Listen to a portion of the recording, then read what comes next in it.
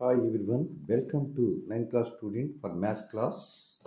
Today we are discussing about see this one, factorize y square minus 5y plus 6 by using the factor theorem. Okay, given equation p of y is equal to y square minus 5y plus 6. Compare the quadratic polynomial, these given quadratic polynomial. Okay, here y square minus 5y plus 6, the quadratic polynomial ax square plus by plus c, you know it. Then you compare it first a into c. Here a is equal to 1 and c is equal to 6. A into c is equal to 6. Then you have to take the factors of the 6.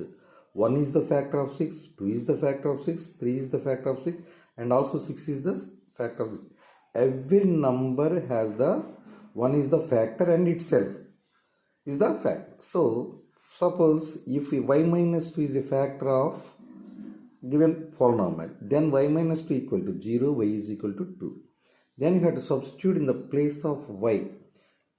P of y is equal to y square minus 5y plus 6.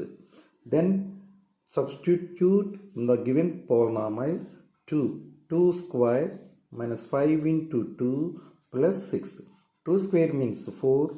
5 2s are 10 plus 6. 6 plus 4, 10. 10 minus 10, 0. So, y minus 2 is a factor.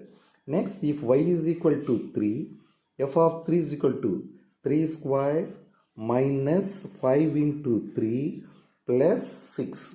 3 square means 9. 5 3s are 15 plus 6. 9 plus 6 is equal, 9 plus 6 minus 15. 9 plus 6, 15. 15 minus 15.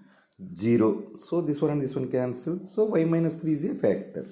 Then y square minus 5y plus 6 is equal to, convert into factors, y minus 2 into y minus 3. This is the factorize of the given quadratic polynomial by using the factor theorem.